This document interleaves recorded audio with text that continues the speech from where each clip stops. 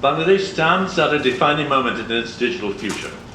The passage of the Cyber Protection Ordinance, though subject to criticism, some of it valid, opens a necessary conversation, not just about protecting citizens from online harm, but about what kind of digital society we'd like to build together. We've convened this dialogue with UNESCO and the Nagore Coalition because we believe that conversations must happen between people who are willing to be honest with each other. We have brought together government, civil society, journalism, law enforcement, academia, and international partners, not to deliver positions, but to listen, challenge, and find common ground. Every government has a legitimate interest in securing cyberspace. Every citizen has a legitimate interest and a right to speak, to organize and access information freely. The question before us is not whether to regulate, but how to regulate without one right eroding the other. I've seen this tension play out in my own life. I know what it means when laws written broadly to catch criminals are used in practice to silence journalists. I know what it means when platforms face no accountability and disinformation spreads unchecked. And I know what it means when enforcement agencies, given too much discretion and too little oversight, become instruments of control rather than protection.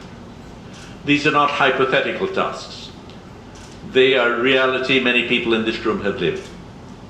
What we hope is that along with Dr. Joan Barata, is that the right pronunciation? Okay. We can navigate through the frameworks that matter, from the limits and restrictions of freedom, free expression in the name of security, to the principles of independent oversight, data protection, and due process. These are not abstract ideals. They're tested standards that distinguish effective cyber governance from repressive digital control. These are questions I believe we must confront honestly today. Is harmful content the same as illegal content? And does our law treat them differently?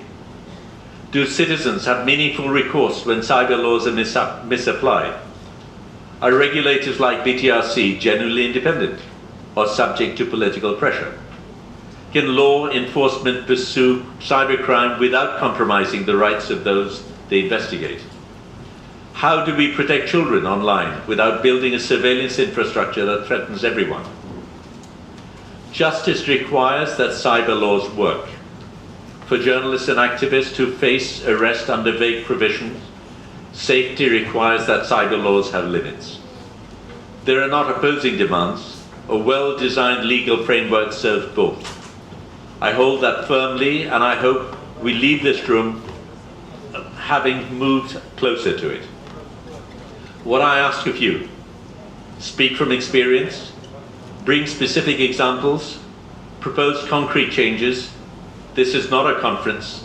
There are no speeches here and no audiences.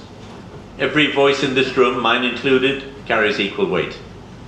A summary of today's conclusion will be shared with all the participants within 1 week. We intend this to matter beyond this room. You have all been chosen for a purpose. Some of you hold positions that matter. Some bring deep professional experience and expertise. Many of you bring both. You were invited, and I'm genuinely glad that you accepted, because we believe you have a serious commitment to bringing about change. Let's get on with it.